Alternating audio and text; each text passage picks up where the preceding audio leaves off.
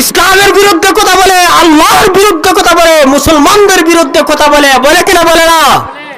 পরিষ্কারভাবে আমরা জানিয়ে দিতে চাই, অনাস্তিক মুরতাদেরা নবীর বিরুদ্ধে যারা কথা বলবে, ইসলামের বিরুদ্ধে যারা কথা বলবে, আল্লাহর বিরুদ্ধে যারা কথা বলবে, প্রয়োজন হয় আমাদের জীবন দিব, কিন্তু নাস্তিক মুরতাদদের কাছে আমরা কোনোদিন মাথা নত করব না। ঠিক না বেঠিক? সাথে সাথে তিনি জবাব দিয়ে দিলেন।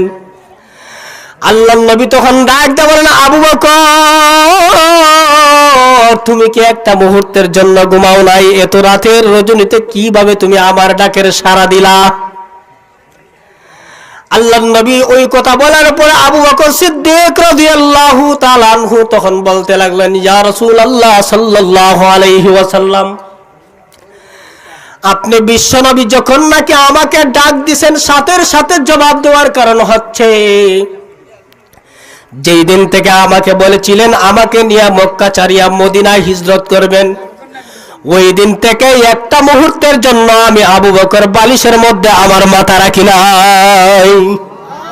এরই নাম হলো মহব্বত, এর নাম মহব্বত। প্রথম ডাকের সাড়া কেমন করে দিলেন?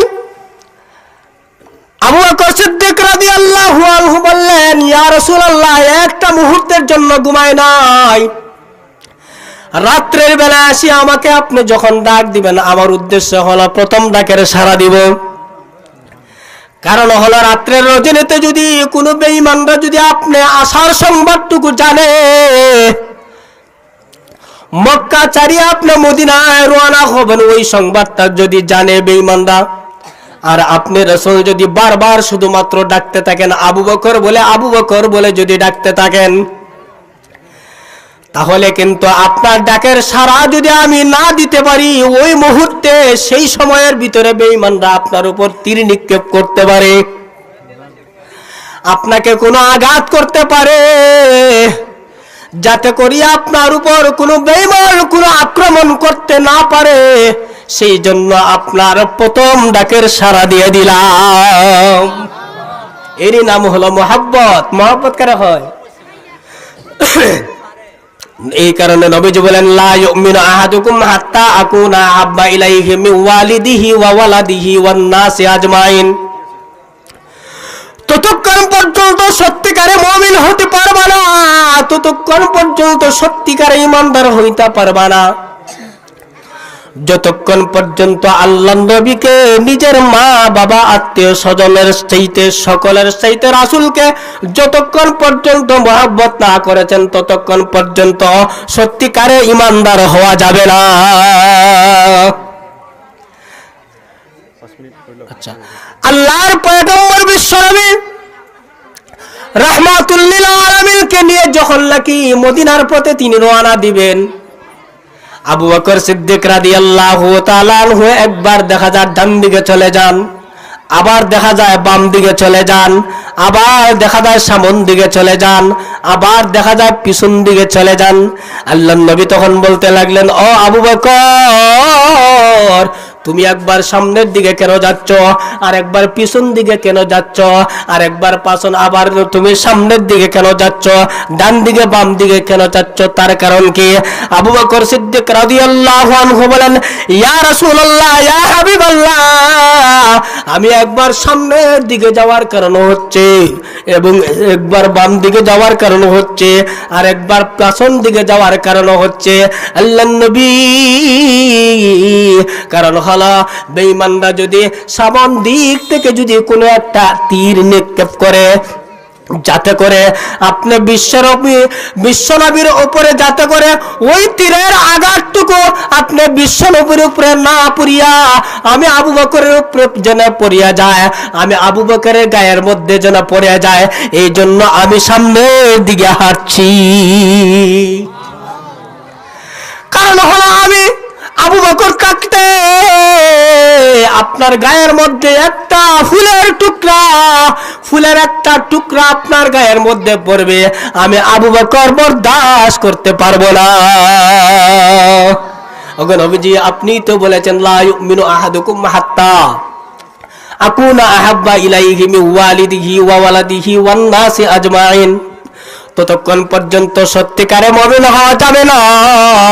যতক্ষণ পর্যন্ত বিশ্ব নবীকে নিজের মা বাবা আত্মীয় স্বজনের চাইতে সকলের চাইতে যতক্ষণ ভালো না বাসছ, ততক্ষণ পর্যন্ত মুমিন হওয়া যাবে না। আজকে দেখা যায় নাস্তিক মুরতাদরা নবীর বিরুদ্ধে কথা বলে, বলে কিনা বলে না? ইসলামের বিরুদ্ধে কথা বলে, আল্লাহর বিরুদ্ধে কথা বলে, মুসলমানদের বিরুদ্ধে কথা বলে, বলে কিনা বলে না? পরিষ্কার ভাবে আমরা জানিয়ে দিতে চাই, ও নাস্তিক মুরতাদরা, নবীর বিরুদ্ধে যারা কথা বলবে, ইসলামের বিরুদ্ধে যারা কথা বলবে, আল্লাহর বিরুদ্ধে যারা কথা বলবে, প্রয়োজন হয় আমাদের জীবন দিব, কিন্তু নাস্তিক মুরতাদদের কাছে আমরা কোনোদিন মাথা নত করব না। ঠিক না বেঠিক? দুনিয়ার কোন পরাশক্তিকে আমরা ভয় করি না, ভয় করি একমাত্র কাকে? হ্যাঁ, আল্লাহু রাব্বুনা মুহাম্মাদুন নাবিয়ুনা, আল্লাহু রাব্বুনা মুহাম্মাদুন নাবিয়ুনা, নাহনু নুতিউহুমা, নাহনু কুল্লুদুল ইসলাম, কানুন্নাহু সিনজারমান, লা নাখাফু আমেরিকা ওয়ালা নাখাফু রাশিয়া, লা নাখাফু ফিলিস্তিন ওয়ালা নাখাফু ইন্ডিয়া, লা নাখাফু আমেরিকা, লা নাখাফু বাংলাদেশ। ঠিক না ঠিক?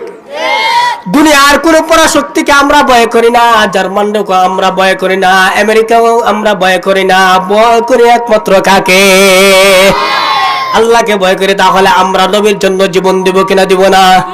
ইসলামের জন্য যদি জীবন দিতে হয় আমরা দিব কিনা দিব না? দুনিয়ার কোন পরাশক্তিকে আমরা কখনো ভয় করবো না। ঠিক না ঠিক? আশক না যত বাধা যত জ্বর সাইক্লোন, রাসূলের পথে মুরা চলবই, এ জীবন বাজি রেখে দিনের নিশান মোরা বাংলার আকাশে উড়াবই, এ জীবন বাজি রেখে দিনের নিশান মোরা বাংলার আকাশে উড়াবই। মোরা কামানের মুখামুখি দাঁড়িয়ে, মোরা বুলেটের মুখামুখি দাঁড়িয়ে, মোরা বুলেটের মুখামুখি দাঁড়িয়ে আল্লাহু আকবার বলবো। আশক না যত বাধা যত জ্বর সাইক্লোন, রাসূলের পথে মোরা চলবই, এ জীবন বাজি রেখে দিনের নিশান মোরা বাংলার আকাশে উড়াবই। ঠিক না ঠিক? দুনিয়ার কোন পরাশক্তিকে আমরা ভয় করব না, আমরা কোন রাষ্ট্রকে আমরা ভয় করব না।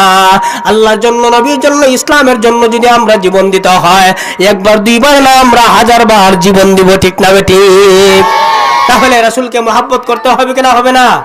হ্যাঁ, আল্লাহ রাব্বুল আলামিন যেন আমাদেরকে ওই সমস্ত কথার উপর আমল করার তৌফিক দান করেন। আসসালামু আলাইকুম ওয়া রাহমাতুল্লাহি ওয়া বারাকাতুহু।